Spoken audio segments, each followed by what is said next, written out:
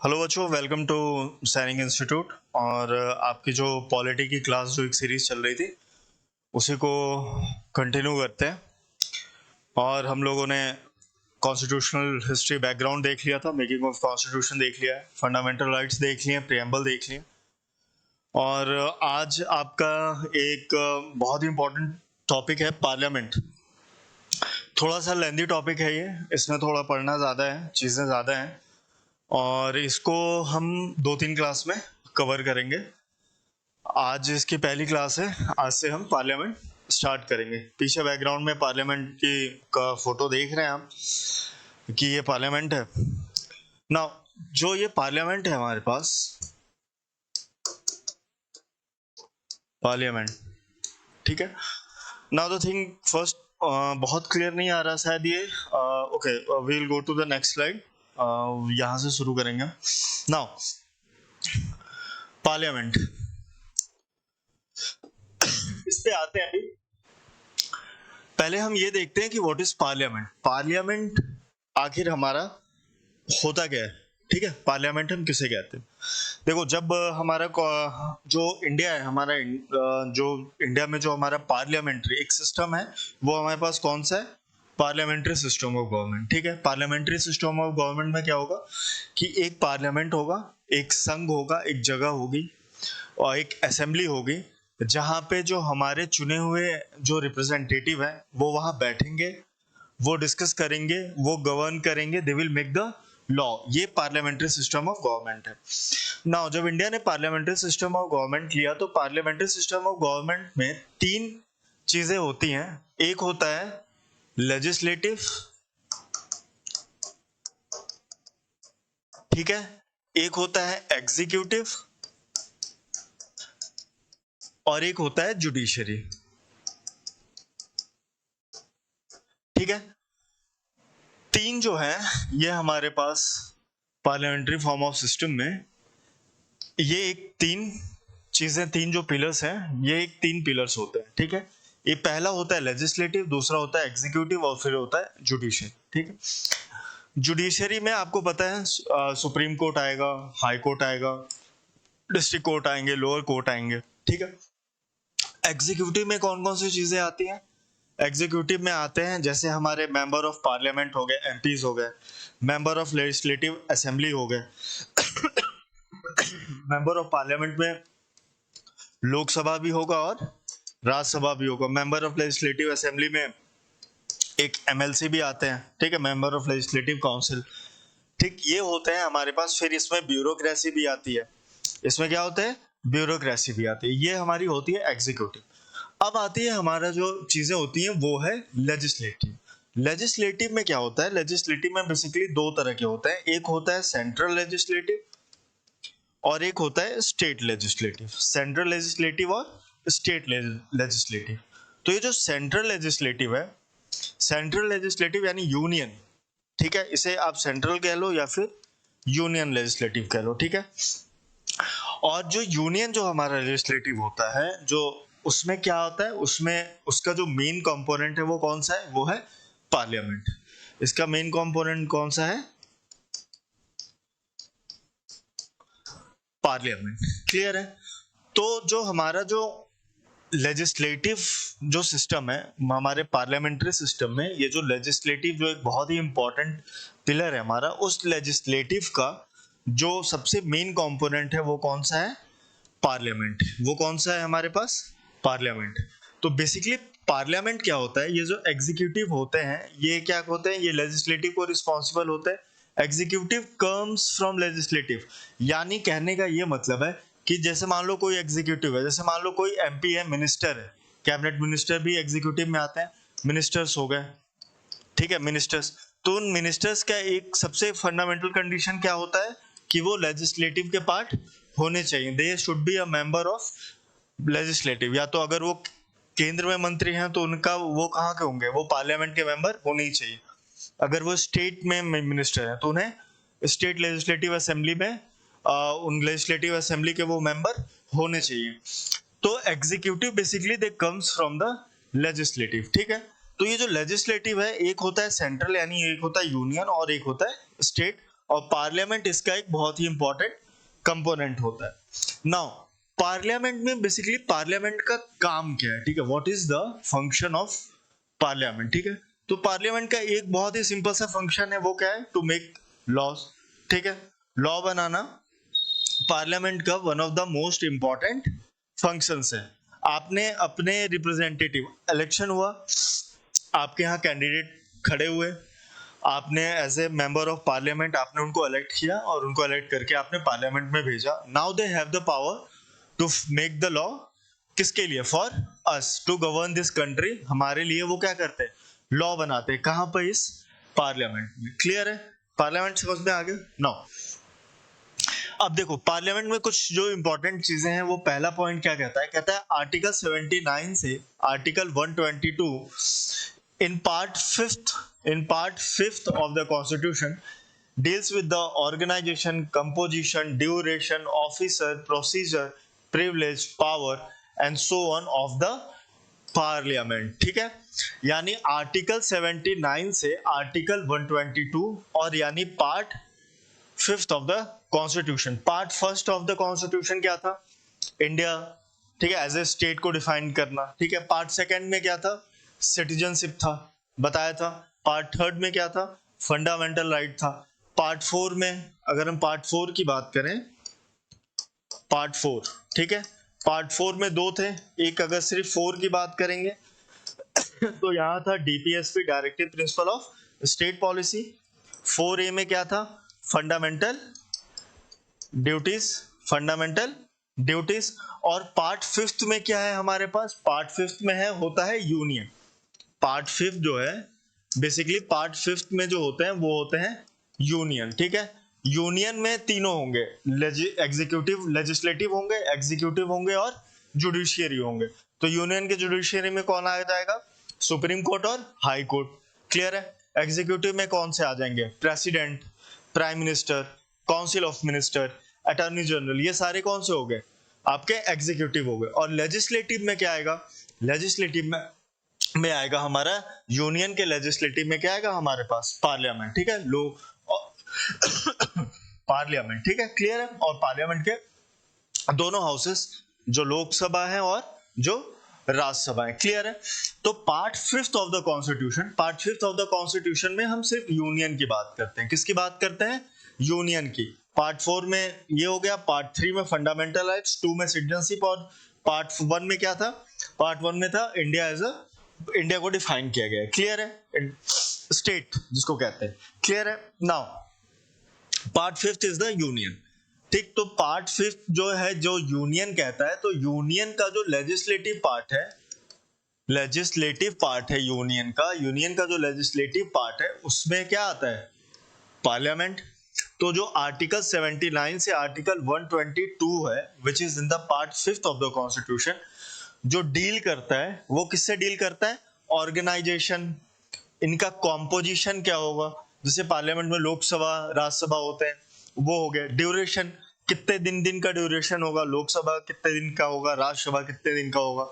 Officers कौन कौन होते हैं, ऑफिसर्स में कौन आ गए, जैसे स्पीकर हो गए, स्पीकर ऑफ लोकसभा हो गए, चेयरमैन हो गए राज्यसभा के, जो हम अभी आगे देखेंगे इस चैप्टर में. प्रोसीजर्स हो गए, कौन कौन से प्रोसीजर्स फॉलो होते हैं, जैसे मान लो कोई एक्ट बनता है, लॉ बनता है, तो एक बिल आता है, पहले पार्लियामेंट में बिल आता है, वो बिल पास होता है और पास होने के बाद से वो एक्ट बनता है. तो जितना ये प्रोसेस है, ठीक है, जो बजट पास होने का प्रोसेस है, वो सारा इसमें मेंशन है, कहां से कहां तक, 79 से 122 तक आर्टिकल के. ठीक है. प्रिविलेजेस क्या क्या है, पावर्स क्या क्या दिए हुए हैं पार्लियामेंट के, इसके बारे में पार्ट फिफ्थ में है, और 79 से 122 आर्टिकल तक है. क्लियर है. Now the parliament of India constitute, ये बहुत ही इंपॉर्टेंट है, दिस इज वेरी इंपॉर्टेंट, ये बहुत ज्यादा इंपॉर्टेंट है. यहाँ पे लोगों को बहुत ज्यादा गलतियां होती हैं, लोग कंफ्यूज भी होते हैं. The parliament of India consist of 3, ये याद रखना 3, मैं भी इसको एक्सप्लेन भी करूंगा. 3 पार्ट्स, कौन कौन से, president, council of state and the house of the people. इसको जैसे समझते हैं, ये बहुत इंपॉर्टेंट पॉइंट है, इसको प्लीज एक सेपरेट जगह पे या फिर जहां पे भी आप अभी अपने नोट्स बना रहे हैं वहां पे वेरी इंपॉर्टेंट पॉइंट करके लिख लेना। ये हमेशा पूछा जाता है, ठीक है, ये हमेशा पूछा जाता है, ठीक है। देखो, अगर हम पार्लियामेंट की बात करें, अगर हम पार्लियामेंट की बात करें, ठीक है, कि आखिर पार्लियामेंट किस चीज कंसिस्ट ऑफ, मतलब पार्लियामेंट जो है उसके क्या मिलके पार्लियामेंट बनता है, या फिर पार्लियामेंट्स का पार्ट विच इसमें से पार्लियामेंट के पार्ट कौन कौन से होंगे। तो बेसिकली पार्लियामेंट के 3 पार्ट होते हैं, ठीक। पहला जो बहुत लोग मिस्टेक करते हैं वो होता है प्रेसिडेंट। पहला कौन सा होता है? प्रेसिडेंट। ये पहला है। दूसरा कौन सा है? लोकसभा। और तीसरा कौन सा है? राज्यसभा। राज्यसभा। यानी अगर एग्जाम में ये क्वेश्चन पूछे कि क्या president of India is the part of parliament, then the answer should be yes, ठीक है। अगर ऑप्शन में ये आए कि इनमें से कौन सी चीजें पार्ट ऑफ पार्लियामेंट है, और अगर पहला ऑप्शन प्रेसिडेंट है, दूसरा ऑप्शन लोकसभा है, तीसरा ऑप्शन राज्यसभा है, चौथा मान लो प्राइम मिनिस्टर दे दिया, ठीक है, तो सिर्फ फर्स्ट 3 होंगे, प्राइम मिनिस्टर नहीं होगा, ठीक है। तो पार्लियामेंट के जो 3 मेन जो पार्ट्स हैं, 3 मेन जो कॉन्स्टिट्यूएंट हैं, वो कौन कौन से हैं? प्रेसिडेंट है, लोकसभा है और राज्यसभा है। क्लियर है यहां तक? ये 3 चीज समझ में आ गया। President is a integral part of parliament. President parliament के पार्ट होते हैं। पहला पॉइंट ये नोट कर लेना, ठीक है। अच्छा, क्या प्रेसिडेंट, ये जो प्रेसिडेंट है हमारे, प्रेसिडेंट पार्लियामेंट के तो पार्ट होंगे, ये पार्लियामेंट के जो है ये पार्ट तो होंगे, ठीक है, वो कॉन्स्टिट्यूएंट तो होंगे, मगर क्या प्रेसिडेंट मेंबर भी होते हैं क्या पार्लियामेंट के? ठीक है, क्या प्रेसिडेंट मेंबर भी होते हैं क्या पार्लियामेंट के? Then the answer will be no, ठीक है। प्रेसिडेंट जो होते हैं, प्रेसिडेंट, जब हम प्रेसिडेंट पढ़ेंगे तो एक बार और अच्छे से देख लेंगे इनके पावर और फंक्शंस। प्रेसिडेंट पार्लियामेंट के पार्ट हैं, पार्लियामेंट के पार्ट, मैं फिर से लिख दूं, PART, पार्ट। प्रेसिडेंट पार्लियामेंट के तो पार्ट हैं, बट क्या प्रेसिडेंट मेंबर हैं पार्लियामेंट के? क्या प्रेसिडेंट मेंबर हैं पार्लियामेंट के? तो नहीं, प्रेसिडेंट के लिए ये जरूरी नहीं है कि वो पार्लियामेंट के मेंबर हो, ठीक है। मगर प्रधानमंत्री का क्या होना चाहिए? प्रधानमंत्री जो है वो पार्लियामेंट के मेंबर होने चाहिए, चाहे किसी भी हाउस के हो, लोकसभा में हो या फिर राज्यसभा में हो। अगर कोई मिनिस्टर है, अगर कोई कैबिनेट मिनिस्टर है, कोई सेंटर में मिनिस्टर है, उसका मेंबर ऑफ पार्लियामेंट होना जरूरी है, ओनली कंडीशन है, ये होना ही होना चाहिए। बट अगर ये पूछे कि क्या प्रेसिडेंट पार्ट है पार्लियामेंट के, पार्ट है तो यस, मेंबर हैं तो नो। क्लियर है यहां तक? अच्छा, ये इंपॉर्टेंट है, ये 3 नोट कर लेना कहीं पर, ठीक है, कि पार्ट जो पार्लियामेंट है उनके पार्ट्स क्या क्या है, ठीक है। प्रेसिडेंट हो गया, लोकसभा हो गया और राज्यसभा हो गया, ठीक है। बट प्रेसिडेंट मेंबर नहीं होते, पार्ट होते हैं कॉन्स्टिट्यूशन के, मेंबर नहीं होते। अब देखो प्रेसिडेंट क्यों होते हैं पार्ट, मेंबर है नहीं बट वो पार्ट क्यों होते हैं? देखो होता क्या है, मान लो तुम्हें कोई लॉ बनाना है, गवर्नमेंट अभी की है और गवर्नमेंट को एक लॉ बनाना है, ठीक है। गवर्नमेंट ने लेट्स सपोज उनको कोई लॉ बनाना है, और उस लॉ बनाने के लिए वो क्या करेंगे, वो करेंगे क्या, ये पार्लियामेंट में क्या करेंगे, पहले बिल लाएंगे, पार्लियामेंट में क्या लाएंगे, बिल लाएंगे, ठीक। जब ये बिल पास हो जाएगा, जब ये बिल पार्लियामेंट से पास हो जाएगा दोनों हाउस से, ठीक है, तो ये फिर बिल क्या होता है, ये प्रेसिडेंट के पास जाता है, प्रेसिडेंट के पास जाता है, प्रेसिडेंट की एसेंट के लिए, एसेंट मतलब प्रेसिडेंट के साइन के लिए। क्लियर है? जब प्रेसिडेंट अपना इस बिल को, प्रेसिडेंट जब बिल को अपना एसेंट दे देंगे, उसके बाद ही ये बिल क्या बनता है, एक्ट बनता है, या फिर लॉ बनता है, ठीक है। तो अगर कोई बिल है वो बिल अगर दोनों हाउस से पास हो गया और अगर प्रेसिडेंट उसे अपना एसेंट देंगे तभी वो क्या बनेगा, एक्ट बनेगा, ठीक है। अगर प्रेसिडेंट अपना एसेंट नहीं देते हैं तो वो एक्ट नहीं बनता है। इसीलिए प्रेसिडेंट को पार्लियामेंट का एक पार्ट बोला जाता है। इसीलिए प्रेसिडेंट जो है वो क्या है, पार्लियामेंट के एक पार्ट है, एक हिस्सा है, क्लियर है। बट वो खुद मेंबर नहीं है, मगर वो खुद क्या है, पार्लियामेंट के मेंबर नहीं है, मगर पार्ट है। रीजन समझ में आ गया क्यों? क्योंकि किसी भी बिल को अगर वो दोनों हाउस से पास होता है तो प्रेसिडेंट का एसेंट जरूरी है, ठीक है, उसको एक्ट या लॉ बनने के लिए। क्लियर है यहां तक? Okay. Now, the Parliament of India consists of three parts. President, Council of State. Council of State का मतलब कुछ नहीं, Council of State मतलब राज्यसभा। Council of State मतलब राज्यसभा, जिसे हम अपर हाउस भी कहते हैं। इसे हम क्या कहते हैं? अपर हाउस भी कहते हैं। काउंसिल ऑफ स्टेट मतलब स्टेट की जो काउंसिल है, क्लियर है, उसे हम क्या कहेंगे? राज्यसभा, ठीक है।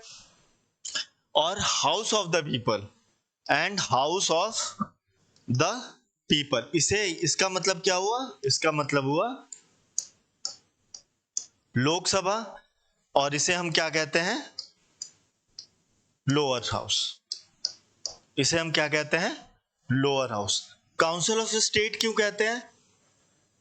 देखो, राज्यसभा में जो इलेक्शन होता है उसमें कौन लोग वोट करते हैं? जैसे मान लो मेंबर ऑफ राज्यसभा, ठीक है, कोई अगर राज्यसभा का मेंबर, तो उसका इलेक्शन होगा।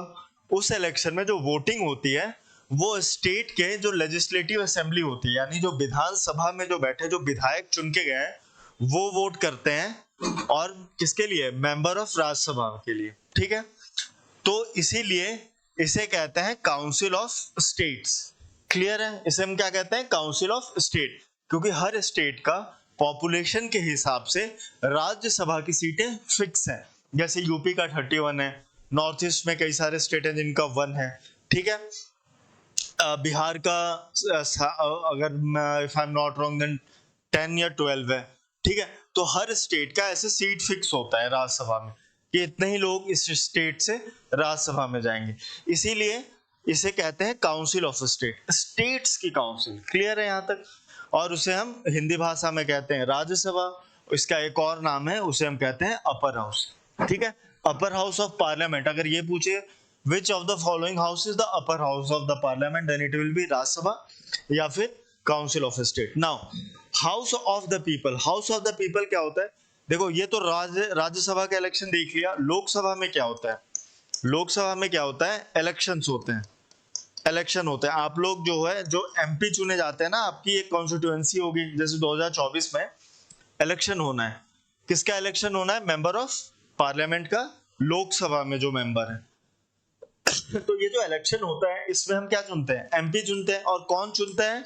पीपल चुनते हैं, लोग चुनते हैं। एक उस कॉन्स्टिट्यूएंसी के लोग चुनते हैं अपना एक रिप्रेजेंटेटिव, कि मैंने इनको चुना है, ये हमारा रिप्रेजेंटेशन करेंगे लोकसभा में।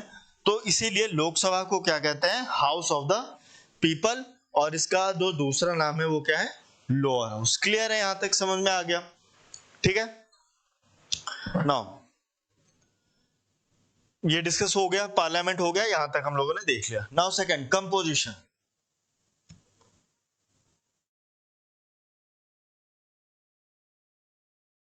अब देखो कंपोजिशन देखते हैं। कंपोजिशन क्या क्या है? तो पार्लियामेंट का कंपोजिशन पहला क्या है? राज्यसभा, और दूसरा क्या है? लोकसभा। ये भी हम लोगों ने देखा। राज्यसभा को क्या कहते हैं? Upper house. लोकसभा को क्या कहते हैं? Lower house. इसको क्या कहते हैं? Council of state. और इसको क्या कहते हैं? Council of the people. Clear है? अच्छा, अब देखो, कॉन्स्टिट्यूशन में ना राज्यसभा की सीटें फिक्स है। कॉन्स्टिट्यूशन में राज्यसभा की सीटें फिक्स है। तो कॉन्स्टिट्यूशन क्या कहता है? कॉन्स्टिट्यूशन कहता है कि मैक्सिमम स्ट्रेंथ जो है राज्यसभा का, मैक्सिमम स्ट्रेंथ होगा वो कितना होगा? 250। क्लियर है?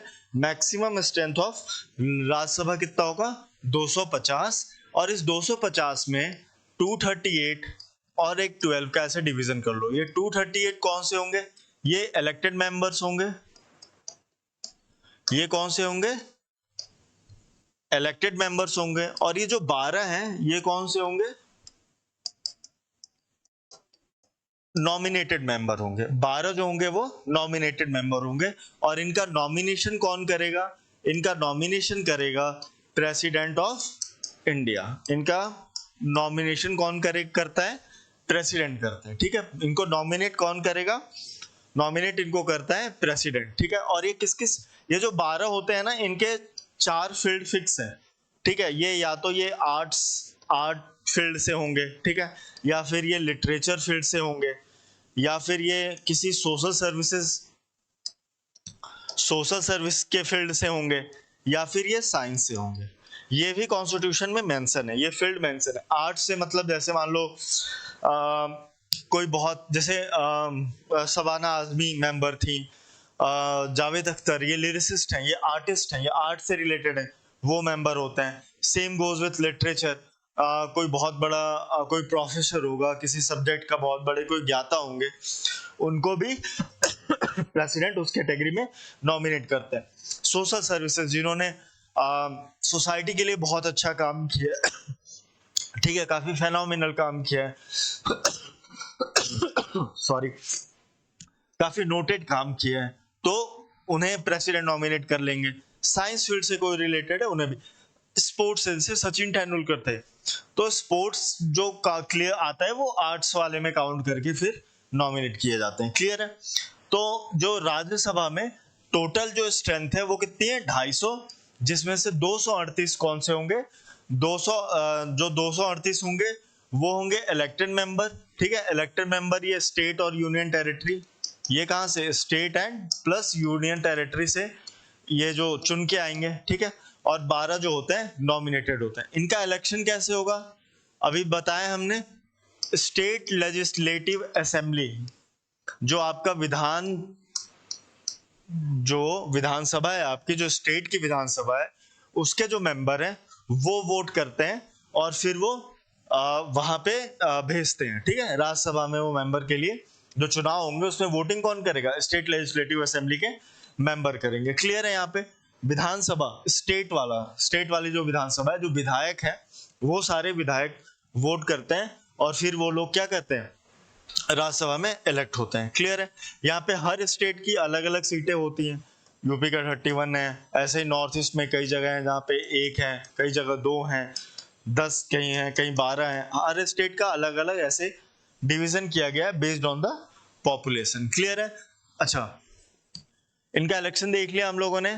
250 टोटल सीटें हो गई, 238 कितने हो गए, 238 क्या है, दो सौ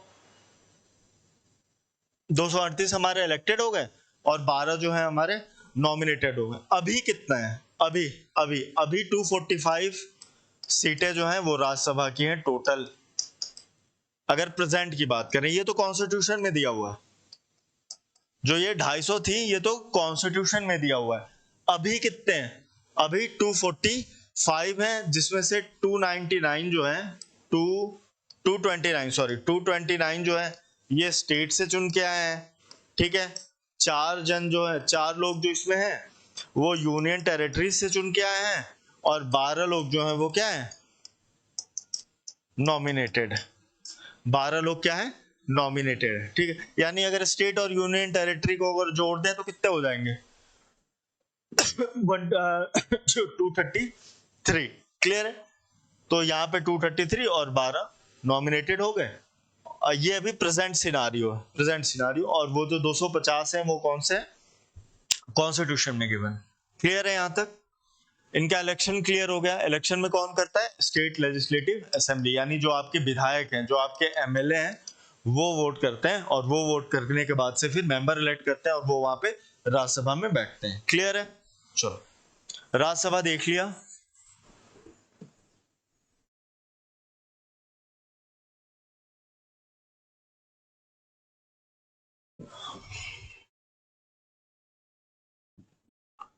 नाउ अब आते हैं लोकसभा, ठीक है। लोकसभा यानी लोअर हाउस, ठीक है, हाउस ऑफ द पीपल। तो maximum strength of the Lok Sabha, Lok Sabha की जो मैक्सिमम स्ट्रेंथ है वो कितनी है? 552। ये किसने फिक्स किया है? ये 552 ये किसने फिक्स किया है? कॉन्स्टिट्यूशन ने फिक्स किया है। 552 कॉन्स्टिट्यूशन ने फिक्स किया है। इसमें से इन्होंने क्या किया है, जो ये जो 530 है ये क्या होंगे? ये स्टेट के होंगे, मतलब जो लोग राज्य वाले, ठीक है, स्टेट से जो इलेक्ट होंगे। ये जो 530 है इसमें से स्टेट से कितने चुन के आएंगे? 552 में से 530। जो 20 सीटें, 20 लोग जो चुन के आएंगे वो यूनियन टेरिटरी से चुन के आएंगे, वो यूटी से इलेक्टेड होंगे, यूनियन टेरिटरी से इलेक्टेड होंगे। और ये जो दो लोग हैं, जो दो बच गए एक्स्ट्रा, ये एंग्लो इंडियन, ये एंग्लो इंडियन है जिनको नॉमिनेट किया जाता है। एंग्लो इंडियन है जिन्हें क्या किया, ये इलेक्ट करके नहीं आते, इन्हें क्या किया जाता है? नॉमिनेट किया जाता है, ठीक है, इन्हें क्या किया जाता है? नॉमिनेट किया जाता है। क्लियर है? ये 552 का ब्रेकअप है। मगर क्या हुआ इन 2020, ठीक है, वन कॉन्स्टिट्यूशनल अमेंडमेंट एक्ट, संविधान में 104 संशोधन जो हुआ, 104th कॉन्स्टिट्यूशनल अमेंडमेंट एक्ट लाके ये जो दो एंग्लो इंडियन वाला कॉन्सेप्ट है इसको क्या किया गया? खत्म कर दिया गया। इट इज रिमूव्ड, ठीक है, ये क्या किया गया? Removed, it is removed. यानी अब अगर जो एंग्लो इंडियन है वो नॉमिनेट नहीं होंगे। कब से? 2020 से। ये एक्ट बेसिकली आया था 2019 में, 2020 से ये खत्म कर दिया गया। दो एंग्लो इंडियन जो नॉमिनेटेड हैं ये क्या हो गए? खत्म हो गए। कॉन्स्टिट्यूशन में मगर ये प्रोविजन दिया हुआ था कि 552 लोग होंगे, 530 स्टेट से चुन के आएंगे, 20 यूनियन टेरिटरी से चुन के आएंगे, और दो जो है वो एंग्लो इंडियन होंगे जिन्हें नॉमिनेट किया जाएगा। जिसे ये एंग्लो इंडियन वाला जो क्लॉज है वो 2020 में संविधान में संशोधन करके, कॉन्स्टिट्यूशन में अमेंडमेंट करके, अमेंडमेंट नंबर कौन सा है? 104th। और इसे, ये जो दो एंग्लो इंडियन वाला जो क्लॉज था, इसे क्या किया गया? इसे हटा दिया गया। क्लियर है? यहां तक समझ में आ गया?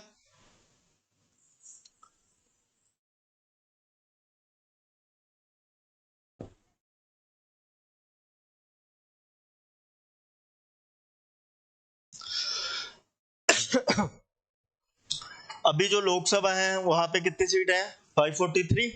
उसमें से दो तो एंग्लो इंडियन थे 2020 तक, क्योंकि इलेक्शन कब हुआ था? 2019 में, ठीक है। बे और 14 जो है यूनियन टेरिटरी के लोग थे, और बाकी जो बच गए वो कौन से थे? वो हमारे इसके थे, स्टेट से इलेक्टेड थे। क्लियर है? वो अभी अभी प्रेजेंट का था लोकसभा का सिनेरियो ऐसा है। क्लियर है? अब आगे बढ़ते हैं। अब ड्यूरेशन देखते हैं। ये जो लोकसभा राज्यसभा पढ़ा, इनका ड्यूरेशन भी तो होगा कि ये कितने समय तक के लिए है। इनका ड्यूरेशन भी होगा कि ये कितने समय के लिए है। ठीक है, लोकसभा राज्यसभा का ड्यूरेशन देख लेते हैं। नाउ पहला तो ड्यूरेशन में पहला आता है राज्यसभा। राज्यसभा की बात कर लेते हैं। देखो, राज्यसभा फर्स्ट कॉन्स्टिट्यूटेड इन 1952। पहली बार राज्यसभा का गठन कब हुआ था? 1952। Is a continuing chamber, is a continuing, ये मार्क कर लेना, it is a continuing chamber. ये कंटिन्यूइंग चैम्बर रहता है, that is, it is a permanent body, permanent body, ठीक है। However 1/3 of it members retire every second year. इसको मैं एक्सप्लेन करता हूं। देखो, ये कह रहा है ये कि जो राज्यसभा है ना, ये जो राज्यसभा है, ठीक है, ये एक कंटिन्यूअस बॉडी होता है, यानी ये एक परमानेंट बॉडी है। राज्यसभा डिसॉल्व नहीं होता, राज्यसभा भंग नहीं होता, ठीक है। राज्यसभा एक कंटिन्यूअस है, एक परमानेंट बॉडी है, राज्यसभा डिसॉल्व नहीं होती है, भंग नहीं होती है। क्लियर है? जय, ठीक है। इसका देखो, मैं होता क्या है, देखो, लेट्स सपोज 2024 में इलेक्शन होना है, ठीक है। देश अपने लिए प्रधानमंत्री चुनना है, यानी मेंबर ऑफ पार्लियामेंट चुनेगा, ठीक है। तो ये 2024 में जो लोकसभा होगा, जो लोकसभा का इलेक्शन होगा, लोकसभा का जो इलेक्शन होगा, उससे पहले जो अभी जो प्रेजेंट लोकसभा है वो इलेक्शन से पहले डिसॉल्व कर दी जाएगी। क्या कर दी जाएगी? डिसॉल्व कर दी जाएगी, यानी लोकसभा भंग कर दी जाएगी। ठीक, उसके बाद से फिर क्या होगा? यहाँ पे इलेक्शन होंगे, यहाँ पे क्या होगा? इलेक्शन होंगे। इलेक्शन के बाद, इलेक्शन जब होंगे तो न्यू मेंबर इलेक्ट होके आएंगे। इलेक्शन होगा तो न्यू मेंबर सेलेक्ट होके आएंगे, जो नए फिर से चुन के आएंगे। अब ये जो न्यू मेंबर है, अब इनको लेके फिर से एक न्यू लोकसभा बनेगी, एक न्यू लोकसभा का गठन होगा। ठीक है, एक नए काउंसिल का गठन होगा। क्लियर है? ये जो पुरानी वाली है ये क्या होगी? भंग हो जाएगी। यानी अभी जो मिनिस्टर्स हैं 543 जो हैं, ये इलेक्शन से पहले ये लोकसभा क्या हो जाएगी? भंग हो जाएगी। इलेक्शन होगा, इलेक्शन के बाद से नए मेंबर आएंगे और फिर से नई लोकसभा चलेगी फॉर 5 ईयर। ठीक है, कितने सालों के लिए? 5 सालों के लिए। लोकसभा का ड्यूरेशन कितना होता है? 5 सालों के लिए। मगर राज्यसभा के केस में ये डिसॉल्व वाला पार्ट नहीं होता। ठीक है, इसीलिए इसे हम क्या कहते हैं? परमानेंट बॉडी कहते हैं, यानी राज्यसभा डिसॉल्व नहीं होती है। तो अगर पेपर में ये क्वेश्चन आए, which of the following body of the parliament, ठीक है, इज परमानेंट, तो answer will B Rajya Sabha. Clear है? और which of the following body of the parliament is not permanent, तो उसका आंसर होगा लोकसभा। क्लियर है? उसका आंसर क्या होगा? लोकसभा। तो यानी ये परमानेंट बॉडी है। ठीक है, ये क्या है? परमानेंट बॉडी है। राज्यसभा परमानेंट बॉडी है। अच्छा, परमानेंट बॉडी है तो क्या इसके मेंबर हमेशा ही रहेंगे? क्या एक बार जो चुन लिया, क्या वही फिर हमेशा ही वही मेंबर रहेंगे? अब 1952 में अगर ये पहली बार बनी तो क्या वही तबके में, क्योंकि ये परमानेंट में डिसॉल्व तो हो नहीं रहा, भंग तो हो नहीं रहा, मेंबर खुद से तो हट नहीं रहे, अपने आप उनकी सदस्यता जा नहीं रही, तो क्या परमानेंट बॉडी है तो क्या इसके मेंबर भी परमानेंट होंगे? तो नहीं, इसके मेंबर परमानेंट नहीं होते। होता क्या है?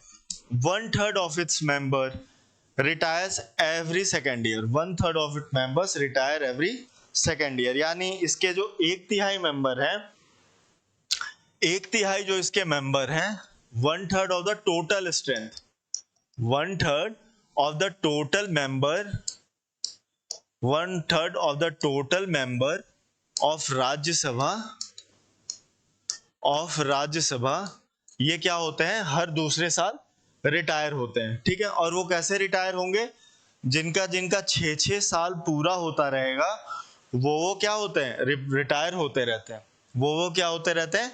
रिटायर होते रहते हैं हर दूसरे साल। जैसे मान लो अभी 2023 चल रहा है, ठीक है, 2023 चल रहा है, 2023 में लेट सपोज 10 मेंबर राज्यसभा के ऐसे हैं, 10 मेंबर ऐसे हैं, 10 मेंबर राज्यसभा के ऐसे हैं, 10 मेंबर, ठीक है, 10 मेंबर ऐसे हैं जो 2023 में उनका 6 साल पूरा हो रहा है, मतलब राज्यसभा के मेंबर बने उनके 6 साल पूरे हो रहे हैं। तो उस टाइम पे क्या होगा? ये 2023 में रिटायर हो जाएंगे, फिर से नया इलेक्शन होगा। अब ये जो मान लो फिर से यहाँ इलेक्ट होके नए जो मेंबर आए, अब इनमें फिर से ये 6 साल तक के लिए रहेंगे। ये कितने के लिए रहेंगे? 6 साल तक के लिए। यानी 2029 में फिर क्या होंगे? ये रिटायर हो जाएंगे, ये फिर कैंसिल हो जाएगा। ठीक है, इनका मेंबरशिप कैंसिल हो जाएगा। अब वो फिर से चुन के आए। क्लियर है? वो फिर से चुन के आए या फिर कोई दूसरे मेंबर इलेक्ट होके आए। तो 1/3 of the member, 1/3 of its member, 1/3 of its total member जो है वो क्या होते हैं? हर दूसरे साल, एवरी सेकेंड ईयर वो क्या होते हैं? रिटायर होते हैं। और जो रिटायर होते हैं वो कैसे होते हैं? ये जो 1/3 मेंबर है, ये कैसे मेंबर होंगे? ये वो मेंबर होंगे जिनके 6 साल इनके मेंबरशिप के पूरे हो गए होंगे इन राज्यसभा। क्लियर है? 6 साल का मेंबरशिप उनका पूरा हो गया होगा। तो और ऐसे किसके टोटल स्ट्रेंथ का 1/3 लोग ऐसे होते हैं, हर दूसरे साल ऐसे हो जाते हैं जिनका 6 साल पूरा हो गया होता है और उनका मेंबरशिप कैंसिल हो जाता है, वो हट जाते हैं। फिर से वो या तो वो लड़े या फिर कोई नया मेंबर इलेक्ट होके आता है। क्लियर है? यहां तक बात समझ में आ गई? ये क्वेश्चन बनते हैं कि कितने सालों में ये क्वेश्चन बनते हैं। ये 1/3 वाला जो है ना, एवरी 2 ईयर, ये एक इंपॉर्टेंट डेटा है। ठीक है, ये एक इंपॉर्टेंट डेटा है। ये जो 1/3 है, 1/3 of its member, retire every second year, ये एक इंपॉर्टेंट डेटा है। और ये क्या है, term of the office, term of the office of the member of Rajya Sabha, सीधा यही सवाल ही पूछ के आ जाता है कि what is term of office of member of Rajya Sabha, तो answer will be 6 year. Answer कितना होता है, 6 ईयर। लोकसभा में यही कितना होता है, 5 साल। हर 5-5 साल बाद चुनाव होते हैं ना देश में, हम हर 5 साल बाद नए प्रधानमंत्री बनते हैं, नए इन द सेंस चुनाव होते हैं और फिर से प्रधानमंत्री की वो शपथ लेते हैं। अगर जो भी लोग चुन के अगर वो कहते हैं कि नहीं मेरे ये प्रधानमंत्री होंगे, तो प्रधानमंत्री चेंज भी होता है। मगर यहाँ पर क्या है, राज्यसभा में क्या है कि 6 साल जब उनका मेंबरशिप पूरा हो जाएगा, तो वो क्या होंगे, उनका टोटल ड्यूरेशन जो है ये कितने दिन के लिए होता है, ये होते हैं 6 सालों के लिए। क्लियर है यहाँ तक, यहाँ तक समझ में आ गया। ड्यूरेशन था ये राज्यसभा का। अब ड्यूरेशन देख लेते हैं लोकसभा का। ड्यूरेशन लोकसभा का क्या कह रहा है, it is not a continuing chamber, ये कंटिन्यूइंग चैम्बर नहीं है, अभी हम लोगों ने देखा ही। टर्म इज ऑफ 5 ईयर, ये सिर्फ 5 साल में होता है। हर 5 साल में क्या होता है, हर 5 साल में चुनाव होता है, ठीक। और ये कब से गिना जाएगा ये 5 साल, जिस दिन ये पहली बार मिलते हैं आफ्टर जनरल इलेक्शन। जैसे 2024 में जो इलेक्शन होना है, मान लो 2024 इलेक्शन में को मेंबर्स जीत के आए, और लेट सपोज वो 1 जून को वो पहली बार पार्लियामेंट में इनकी फर्स्ट मीटिंग बैठी, जो नए मेंबर चुन के आए हैं, इनकी मीटिंग जो है वो 1 जून को है, पहली मीटिंग। तो अब ये 1 जून को जिस दिन ये पहली मीटिंग होगी, यहां से फिर इनके 5 साल सॉरी, यहां से इनके जो है 5 साल काउंट होंगे। क्लियर है, 1 जून से 2024 से इनके 5 साल होंगे, तो कितना हो जाएगा 1 जून 2029। क्लियर है, इस यही ये यहाँ पे लिखा हुआ है, 5 साल होगा फ्रॉम इट्स, उनके जो पहली मीटिंग होगी तब से लेके उनको वो 5 साल सॉरी, तब से लेके इनका 5 साल होता है। और 5 साल बाद क्या होता है, ये ऑटोमेटिकली डिसॉल्व हो जाता है। मतलब ये 5 साल अगर पूरा हो गया, तो अपने आप ये क्या होगा, डिसॉल्व हो जाएगा, अपने आप जो होगा ये भंग हो जाएगा, ये असेंबली क्या होगी, भंग होगी, और फिर से इलेक्शन होंगे। 5 साल का इनका ड्यूरेशन होता है। Now president is authorised to dissolve the Lok Sabha at any time even before the completion. ये बहुत इंपॉर्टेंट पॉइंट है, ठीक है, इसको नोट कर लेना, इंपॉर्टेंट है ये। प्रेसिडेंट जो है वो लोकसभा को 5 साल उनके ड्यूरेशन से पहले भी भंग कर सकता है, ठीक है। ये अधिकार किसका होता है, प्रेसिडेंट का होता है। मगर प्रेसिडेंट अपनी मर्जी से जब चाहे तब भंग नहीं कर सकता, ठीक है। प्रेसिडेंट अपनी मर्जी से भंग नहीं कर देगा। जो कैबिनेट है, जो केंद्र में जो कैबिनेट है, जो काउंसिल ऑफ मिनिस्टर है, वो जब एडवाइस करेंगे प्रेसिडेंट को कि आप ऐसा करिए, 5 साल से पहले, मतलब मान लो 5 साल होने में 6 महीने है, 3 महीने है, 2 महीने है, 4.5 1 साल है, तो वो कह सकते हैं कि ऐसा करिए, आप जो है अब लोकसभा को भंग कर दीजिए। क्लियर है, यानी डिसॉल्व कर दीजिए। और जैसे ही प्रेसिडेंट लोकसभा को डिसॉल्व करेंगे, इंडिया में फिर से वापस एक फ्रेश इलेक्शन होगा, फिर से नए मेंबर चुन के आएंगे। तो 5 साल से पहले यानी अर्ली अगर लोकसभा को डिसॉल्व करने का पावर किसके पास होता है, सिर्फ और सिर्फ प्रेसिडेंट के पास होता है। बट ये प्रेसिडेंट का पावर जो है, वो प्रेसिडेंट जब चाहे तब अपनी इच्छा से नहीं डिसॉल्व करेंगे। काउंसिल ऑफ मिनिस्टर यानी जो कैबिनेट है, उनके एडवाइस पे जब वो बोलेंगे कि हाँ अब आप करिए, तभी प्रेसिडेंट कर सकते हैं। उनकी ऐसा अपनी इच्छा नहीं होती कि प्रेसिडेंट सो के उठे और उन्होंने कहा लोकसभा डिसॉल्व कर दो, ठीक है, ऐसा नहीं होता। क्लियर है, दोनों पॉइंट समझ में आ गए ना। क्वालिफिकेशन,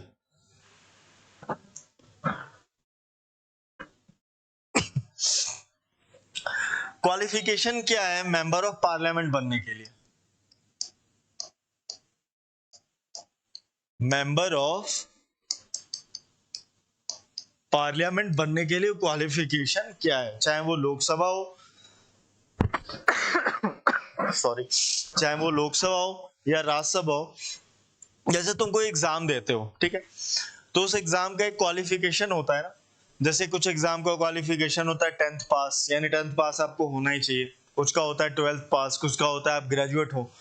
तो वैसे ही मेंबर ऑफ पार्लियामेंट बनने के लिए भी कुछ क्वालिफिकेशन की जरूरत होती है, जो यहाँ पे दिया गया है। पहला क्या है, first qualification citizens of India, वो भारत का नागरिक होना चाहिए। First point is he should be citizen of India, Bharat का नागरिक होना चाहिए। He must make and subscribe to an oath और अफर्मेशन। मैं दूसरे पॉइंट पे आता हूँ, मगर जो इंपॉर्टेंट है वो देख लो, ये एक इंपॉर्टेंट है, थर्ड पॉइंट मैं इस पे आऊंगा। अब ये कह रहा है he must be not less than 30 year of age in case of Rajya Sabha and not less than 25 year of age in Lok Sabha. मतलब ये होता है, पार्लियामेंट है, पार्लियामेंट के दो पार्ट, एक कौन सा है, राज्यसभा, और एक कौन सा है, लोकसभा, ठीक। तो ये जो राज्यसभा है, राज्यसभा के जो मेंबर होंगे उनका मिनिमम एज जो होगा वो या तो 30 साल या 30 साल से ज्यादा, यानी इसमें इनका जो उम्र होगी, जो एज की जो क्राइटेरिया है वो greater than equal to 30 years, वो greater than equal to 30 years, ठीक है, greater than equal to 30 years. 30 साल या 30 साल से बड़ा व्यक्ति ही राज्यसभा का मेंबर बन सकता है। लोकसभा का मेंबर बनने के लिए क्या चाहिए, यानी उम्र जो है वो greater than equal to 25 years, 25 साल या 25 साल से बड़ा होना चाहिए। should not be less than 30 year of age in case of Rajya Sabha and not less than 25 year of age in case of Lok Sabha. Lok Sabha के लिए 25 या 25 से बड़ा, राज्यसभा के लिए 30 या 30 से बड़ा। तीन हो गए। चौथा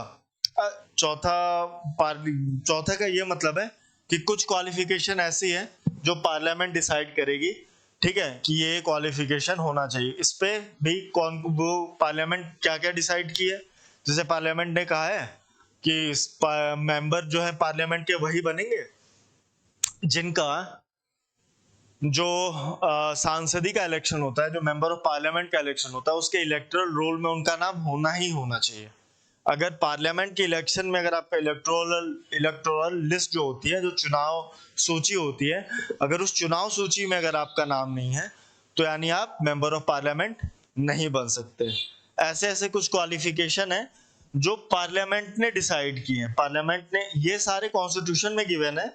और चौथा पॉइंट ये है कि पार्लियामेंट अपना खुद से भी कुछ नियम लगा सकती है। तो पहला नियम पार्लियामेंट में एग्जाम्पल के लिए क्या है कि जो इलेक्टोरल लिस्ट है, यानी मतदाता सूची जो है किसकी, मेंबर ऑफ पार्लियामेंट इलेक्शन की, जनरल इलेक्शन की, ठीक है, सांसदी वाले इलेक्शन की, एमपी वाले इलेक्शन की, जो वोटर लिस्ट है उसमें आपका नाम होना चाहिए, तभी आप चुनाव लड़ सकते हैं, तभी आप मेंबर ऑफ पार्लियामेंट बन सकते हैं। एक और एग्जांपल ले लो, जैसे कहते हैं कि अगर कोई सीट रिजर्व है एसटी एससी के लिए, तो जो मेंबर होंगे वो एसटी एससी कम्युनिटी से ही होने चाहिए, वो जनरल कैंडिडेट वहां पे नहीं लड़ेगा। तो ऐसे ऐसे कुछ नियम जो है वो पार्लियामेंट ने खुद ही बनाया है। क्लियर है। और ये दो तीन है, ये क्या है, कॉन्स्टिट्यूशन में गिवन है। नाउ जो सेकंड पॉइंट है, इसका ये कहने का मतलब है, इसको देखो एक सिंपल फॉर्म में, इसका ये कहने का मतलब है कि जो भी मेंबर चुनाव लड़ेगा, जो भी मेंबर ऑफ पार्लियामेंट बनेगा, वो इलेक्शन जो कमीशन है हमारा, वो जो हमारा इलेक्शन कमीशन है, इलेक्शन कमीशन उनसे एक शपथ साइन कराएगा, ठीक है, उनसे एक शपथ लेगा, ठीक है, उसके बाद ही वो मेंबर ऑफ पार्लियामेंट बनेंगे। इस पूरे का कहने का मतलब यही है। और वो शपथ पत्र में क्या है कि मैं कॉन्स्टिट्यूशन के प्रति वफादार रहूंगा और अपनी कर्तव्य निभाऊंगा संविधान के प्रति, और भारत की जो है वो प्रभुता और सोवरेनिटी और इंटीग्रिटी, ठीक है, इन दोनों को मैं अछूत मतलब उसको प्रोटेक्ट करूंगा। ठीक, क्लियर है। इंडिया की इंटीग्रिटी और सोवरेनिटी को क्या करेंगे, प्रोटेक्ट करेंगे।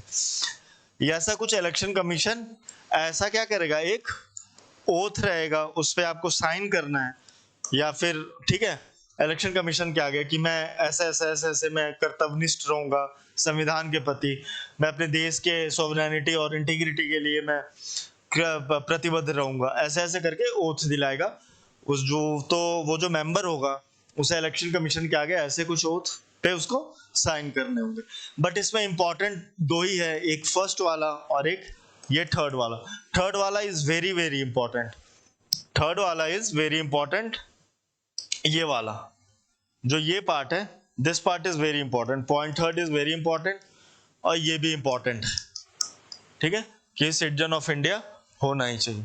थर्ड पार्ट तो बहुत ही इंपॉर्टेंट है, ये डायरेक्ट क्वेश्चन बनते हैं कि मिनिमम एज कितना चाहिए राज्यसभा के लिए और मिनिमम एज कितना चाहिए लोकसभा के लिए। क्लियर है ना?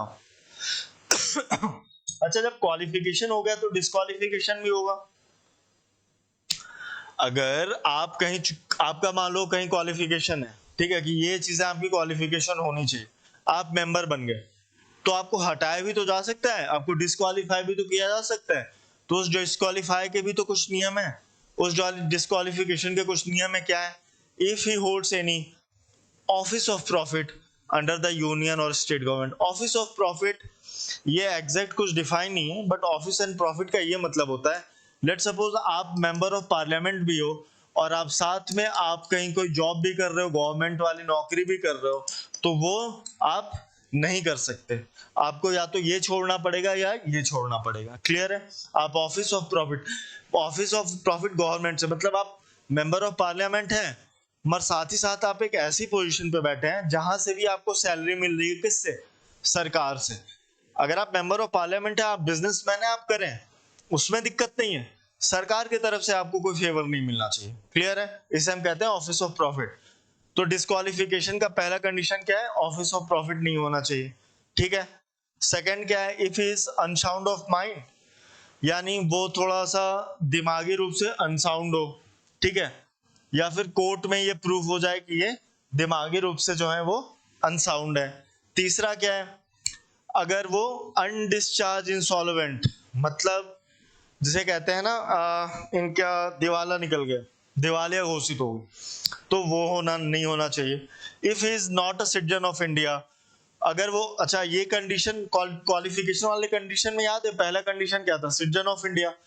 तो अगर कोई ऐसा मेंबर ऑफ पार्लियामेंट हो जिसके पास भारत की आज सिटीजनशिप है, ठीक, कल उसने कहीं किसी और देश की सिटीजनशिप ले ली, तो ये तो पहला ही कंडीशन वायलेट हो गया ना, कि आपको सिटीजन, आपको अगर मेंबर ऑफ पार्लियामेंट होना है तो यानी आपको इंडिया का, भारत का नागरिक होना ही होना है, ठीक है।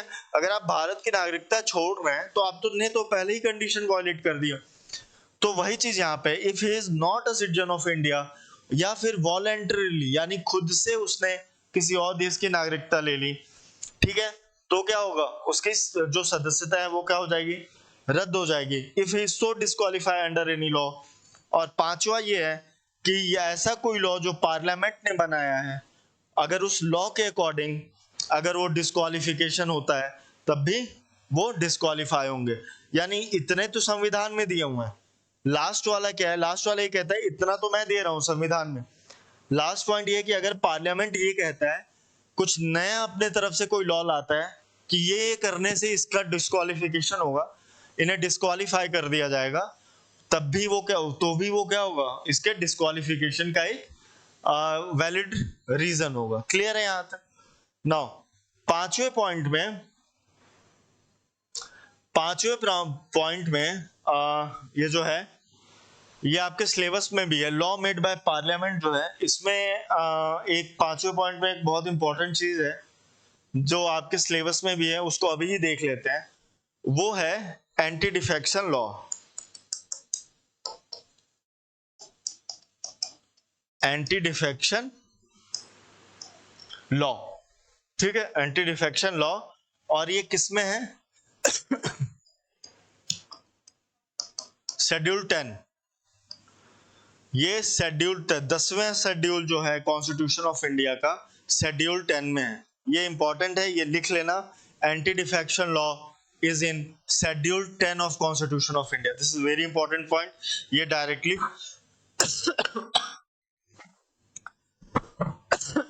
ये डायरेक्टली पूछा जाता है। क्लियर है? नाउ एंटी डिफेक्शन लॉ में क्या हुआ था? देखो, पहले क्या होते थे कि जैसे मान लो सरकार बन गई, ठीक है, तो जो मेंबर ऑफ पार्लियामेंट होते थे वो एक पार्टी छोड़ के दूसरी पार्टी में चले गए, अब दूसरी पार्टी की मेजोरिटी हो गई तो उसकी सरकार बन गई, ठीक है। तो ऐसे तो एक पार्टी से जीते, दूसरी पार्टी ज्वाइन कर ली और फिर अब दूसरी पार्टी की सरकार बन गई, ये वाली सरकार गिर गई। तो इस चीज को प्रोटेक्ट करने के लिए एंटी डिफेक्शन लॉ लाया गया। क्या लाया गया? एंटी डिफेक्शन लॉ लाया गया, ठीक है। ये एंटी डिफेक्शन लॉ जो है ये कब लाया गया? एंटी डिफेक्शन लॉ लाया गया 52nd constitutional amendment act, 56 constitutional amendment act, 52वां संविधान संशोधन हुआ 1985 में, और वहां पे एंटी डिफेक्शन लॉ लाया गया, एंटी डिफेक्शन एक्ट लाया गया, ठीक है। कब लाया गया? 1985 में, ठीक है। और ये संविधान का कौन सा संशोधन था? तो दिस वाज 52nd संविधान का संशोधन था। अब इस एंटी डिफेक्शन लॉ में क्या कहा गया? एंटी डिफेक्शन लॉ में इसमें यह कहा गया कि अगर किसी पार्टी के अगर 1/3, जब तक अगर 1/3 किसी पार्टी का 1/3 टूट के अगर दूसरे पार्टी में जाते हैं तब तक तो वो डिस्क्वालीफाई नहीं होंगे, मगर अगर 1/3 से कम मेंबर जा रहे हैं तो फिर उनका जो मेंबरशिप है उसको क्या कर दिया जाएगा? खारिज कर दिया जाएगा, वो डिस्क्वालीफाई हो जाएंगे। ये जब 1985 में लॉ बना था तो 1/3 था, ठीक है। 19 में जब लॉ बना था 1/3 था। फिर क्या हुआ? ये 2003 में, इन 2003 में ये जो 1/3 है इसको 2/3 कर दिया गया। मतलब अगर किसी पार्टी को टूट के किसी और पार्टी में जाना हो तो जब तक 2/3 उस पार्टी के 2/3 मेंबर जब तक टूट के इस पार्टी में नहीं जाएंगे, ठीक है, अगर 2/3 से कम जाएंगे तो उन सबकी सदस्यता क्या हो जाएगी? रद्द हो जाएगी। क्लियर है? उनकी सदस्यता रद्द हो जाएगी, वो डिस्क्वालीफाई हो जाएंगे। तो इससे क्या हो गया? प्रोटेक्शन मिला कि जो छिटपुट, जो मान लो 10 ही टूट के चले गए या 20 ही टूट के किसी कहीं और जा रहे हैं और सरकार उधर बन रही है, तो अब वो नहीं होगा। आपको उस पार्टी के 2/3 मेंबर को यहां से टूट के इस पार्टी में जाना होगा। अगर 2/3 से कम है मेंबर, 2/3 से अगर कम होंगे तो एंटी डिफेक्शन लॉ लगेगा और उनकी सदस्यता खत्म हो जाएगी। उनका जो मेंबरशिप है वो क्या हो जाएगा? कैंसल हो जाएगा पार्लियामेंट का। क्लियर है? This is anti defection law. इसमें ये वाला पॉइंट मत लिखना, ये सिर्फ समझाने के लिए लिखा गया है, यानी और ये ईयर भी मत याद रखना, बट 2/3 याद रख लेना कि अगर 2/3 मेजोरिटी से 2/3 मेजोरिटी से ज्यादा अगर कोई भी कम जा रहे हैं टूट के, तो वो डिस्क्वालीफाई हो जाएंगे, उनकी सदस्यता रद्द हो जाएगी। एंटी डिफेक्शन लॉ याद रख लेना, 1985 में आया। शेड्यूल जरूर याद रख लेना, शेड्यूल 10। और ये 2/3 याद रख लेना, 1/3 नहीं। 1/3 जब आया था लॉ तब था, 2003 में इसको चेंज करके 2/3 कर दिया गया था। क्लियर है? यहां तक एंटी डिफेक्शन लॉ समझ में आ गया? चलो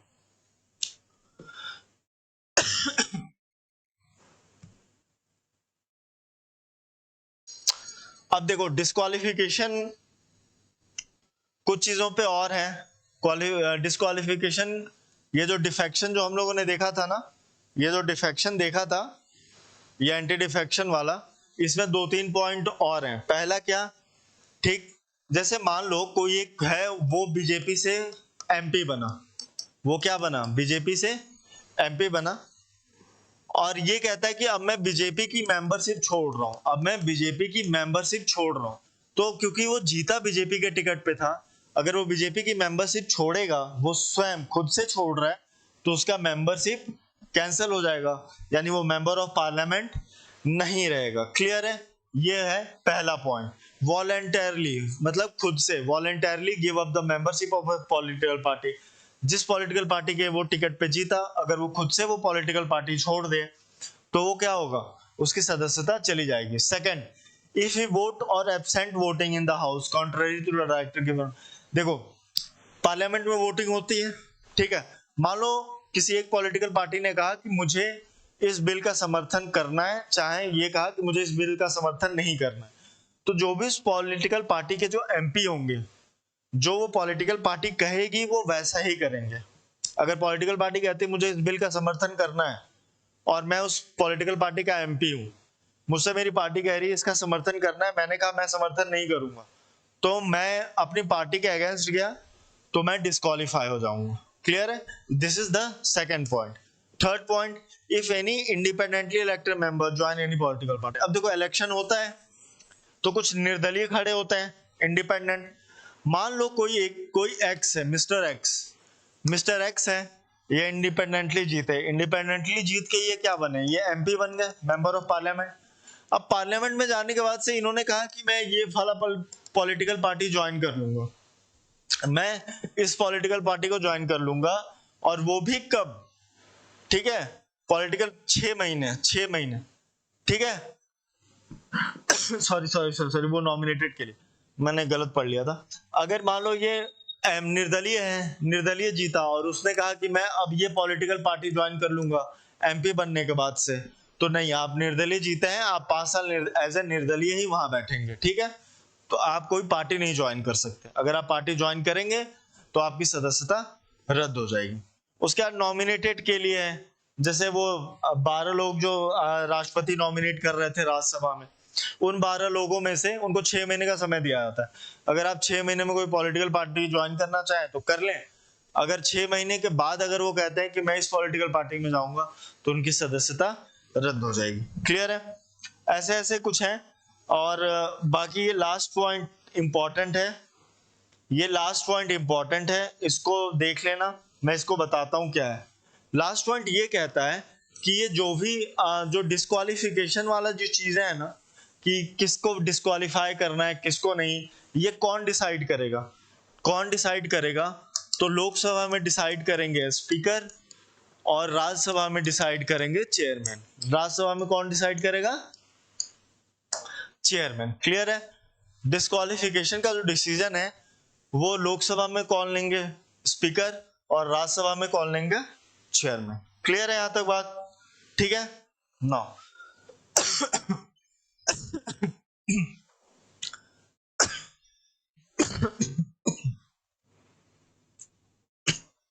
चलो लास्ट 2 स्लाइड हैं, बस लास्ट 2 स्लाइड हैं, ठीक है।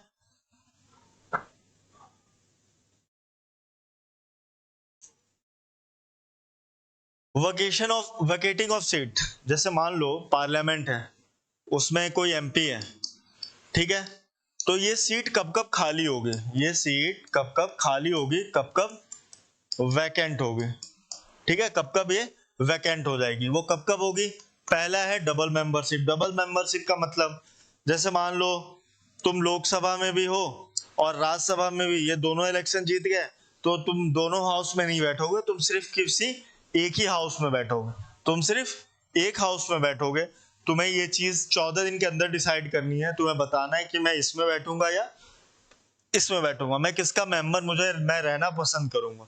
ऐसा नहीं है कि आप दोनों का रहेंगे, ठीक है, यानी डबल मेंबरशिप नहीं होता है, ठीक है। डिस्क्वालिफिकेशन अभी हम लोगों ने देख ही लिया ऊपर।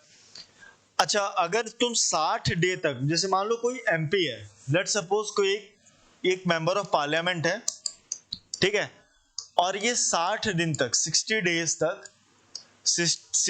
तक एब्सेंट रहता है, 60 डे तक अगर वो पार्लियामेंट के बैठकों में वो एब्सेंट रहते हैं, बिना इंफॉर्मेशन, बिना प्रायर परमिशन के, बिना परमिशन लिए, तो इनकी जो सदस्यता है, इनकी जो मेंबरशिप है, इसकी जो मेंबरशिप है वो क्या हो जाएगी? मेंबरशिप कैंसिल हो जाएगी। क्लियर है? अगर वो 60 दिन तक बिना परमिशन के अगर वो एब्सेंट रहते हैं। क्लियर? बाकी अदर्स हैं, अदर्स में अलग अलग चीजें होती हैं। अदर्स में ऐसे मान लो किसी को, जैसे अभी राहुल गांधी के साथ हुआ था, अगर 2 साल से ज्यादा की सजा है, ग्रेटर देन इक्वल टू अगर 2 इयर्स ऑफ, अगर तुम्हें कोई पनिशमेंट कोर्ट से मिला है, 2 इयर्स से ज्यादा अगर तुम्हें सजा मिली है, तो तुम डिस्क्वालीफाई हो जाओगे। दूसरा, अगर तुमने इविल सोशल प्रैक्टिस जैसे छुआछूत, सती प्रथा, कुछ ऐसा तुम कर रहे हो, तो भी तुम्हारा डिस्क्वालीफाई हो जाओगे।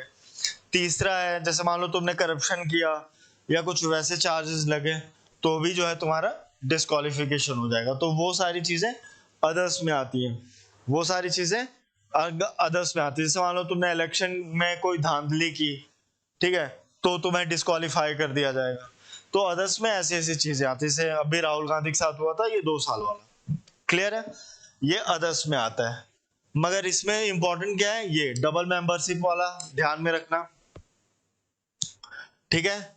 और ये याद रखना, ये 60 डेज 60 दिन तक अगर वो एब्सेंट रहोगे तो तुम्हारी सदस्यता चली जाएगी। विदाउट परमिशन अगर 60 दिन तक एब्सेंट रहते हो तो तुम्हारी सदस्यता क्या हो जाएगी, चल जाएगी। अदर्स में एक चीज इंपॉर्टेंट, अदर्स में वो 2 साल सजा वाला इंपॉर्टेंट पॉइंट है। अदर्स में वो अगर किसी को पनिशमेंट मिल रहा है कोर्ट से, किसी को पनिशमेंट मिल रहा है कोर्ट से 2 साल या उससे ज्यादा की सजा अगर मिल रही है, 2 साल या उससे ज्यादा की सजा मिल रही है, तो उनका मैम वो क्या होते हैं, डिस्क्वालीफाई हो जाते हैं। सेकंड, किसी करप्शन में नाम आ गया, क्लियर है। थर्ड, कोई इविल सोशल प्रैक्टिसेस जैसे अनटचेबिलिटी फॉर्म कर रहे हैं, सती कर रहे हैं, या फिर दंगे फसाद कर रहे हैं, ठीक है। सोशल हार्मनी को डिस्टर्ब कर रहे हैं,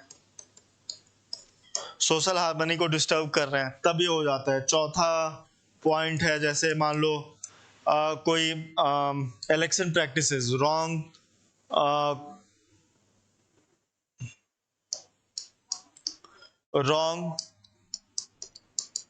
इलेक्शन प्रैक्टिसेस, ठीक है। जैसे मान लो जैसे होता है ना, नोट के बदले वोट, पैसे बांट रहे हो, या फिर इन्होंने अल्कोहल बांट के इन्होंने वोट लिया, कुछ ऐसे कुछ पे होगा तो भी तुम्हारी सदस्यता चली जाएगी। ये सारे किस में आते हैं, अदर्स में। इसमें इंपॉर्टेंट एक है, ये वाला ध्यान दे देना, अगर 2 साल से ज्यादा का अगर सजा है, पनिशमेंट है, तो तुम्हारी तुम्हारी जो सदस्यता है वो क्या होगी, चली जाएगी। क्लियर है यहाँ तक ना। ये हमारी लास्ट स्लाइड है, इसको देख लेते हैं। Presiding officer of the parliament. Presiding मतलब ये होता है कि कौन से ऑफिसर इनको प्रिसाइड करते हैं, मतलब चेयरमैन, या फिर इनको जब इनकी बैठक बैठती है तो इनको प्रिसाइड कौन करता है, ठीक है, इनको प्रिसाइड कौन करता है। तो प्रिसाइडिंग ऑफिसर में देखो क्या होता है, जो लोकसभा होती है, प्रिसाइडिंग ऑफिसर में जो लोकसभा का जो प्रिसाइडिंग ऑफिसर होगा उसे हम कहते हैं स्पीकर। लोकसभा का जो प्रिसाइडिंग ऑफिसर होता है उसको हम कहते हैं स्पीकर। क्या कहते हैं, स्पीकर। और राज्यसभा का जो प्रिसाइडिंग ऑफिसर होता है उसको हम कहते हैं चेयरमैन। क्लियर है। लोकसभा का presiding officer is known as speaker, Rajya Sabha का presiding officer is known as chairman ना। अब देखो ये क्या होता है, अब स्पीकर प्रोटर्म और ये क्या होते हैं, देखो 2024 में इलेक्शन होना है, ठीक है। लेट मान लो 16 मई को ऐसा हुआ कि 16 मई को रिजल्ट आ गया और इस नए मेंबर्स आ गए और इस पार्टी को मेजॉरिटी मिल गई, जो भी, ठीक है। 16 मई को क्या हुआ, फिर 16 मई के बाद से फिर 1 जून को फर्स्ट मीटिंग बैठी। 1 जून को ये जो नए मेंबर्स आए इनकी फर्स्ट मीटिंग बैठी। तो ये जो फर्स्ट मीटिंग बैठेगी, इस फर्स्ट मीटिंग को भी तो कोई प्रिसाइड करेगा, इनको भी तो कोई हेड होगा जो वहां पे देखेगा, इन्हें प्रिसाइड करेगा। तो फर्स्ट मीटिंग को प्रिसाइड करने के लिए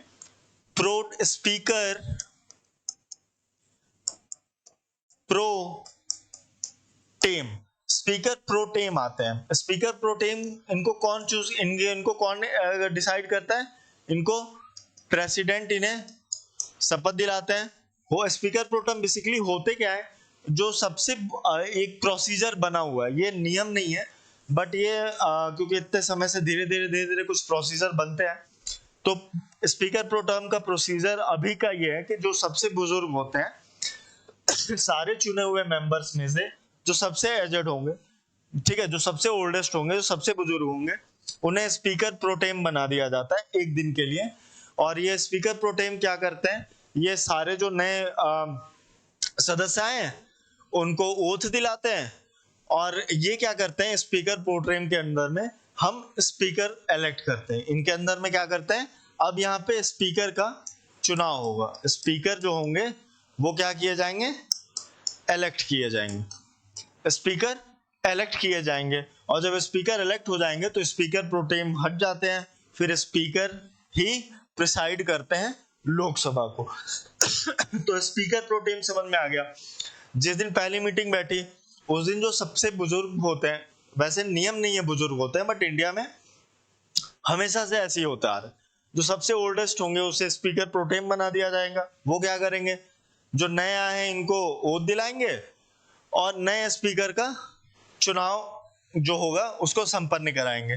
फिर यहाँ पे क्या होता है, स्पीकर का चुनाव होता है और स्पीकर फिर इलेक्ट किए जाते हैं। और ये स्पीकर कैसे इलेक्ट किया जाता है, ये आपस में ये जो मेंबर्स यहाँ पे जो बैठे ना, ये जो मेंबर्स हैं, जो नए मेंबर्स आए हैं लोकसभा में, जो नए मेंबर्स आए हैं लोकसभा में, इन्हीं में से कोई एक वन ऑफ देम ठीक है, वो इलेक्ट होता है और वो फिर स्पीकर बनता है। तो स्पीकर में सबसे मैंडेटरी कंडीशन क्या हो गई, ही should be the member of Lok Sabha. One of the most important thing for speaker is he should be the member of Lok Sabha. ठीक है, ही should be the member of Lok Sabha. Clear है, स्पीकर प्रोटेम समझ में आ गया स्पीकर समझ में आ गया, लोकसभा का स्पीकर क्या होता है। ठीक है, अच्छा स्पीकर का काम क्या होता है, स्पीकर का काम मोटा मोटी ये होता है कि जो भी संसद की जो कार्रवाई होगी उसको स्मूथली चलाना, जो भी संसद की कार्रवाई होगी उसका डेकोरम मेंटेन करना। ठीक है, ये और डिस्क्वालिफिकेशन डिसाइड करना, जैसे हमने अभी एंटी डिफेक्शन लॉ पढ़ा था, डिस्क्वालिफिकेशन का पावर किसके पास है, लोकसभा में स्पीकर के पास है। राज्यसभा में किसके पास है डिस्क्वालिफिकेशन का, चेयरमैन के पास है।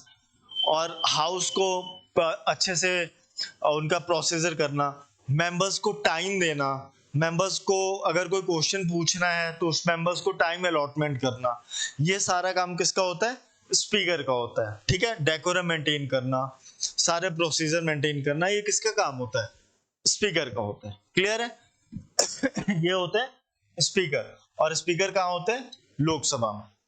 राज्यसभा का प्रिसाइडिंग ऑफिसर कौन होता है, वो होता है चेयरमैन। और बेसिकली ये जो चेयरमैन और कोई नहीं होता, ये चेयरमैन जो होते हैं वो वाइस प्रेसिडेंट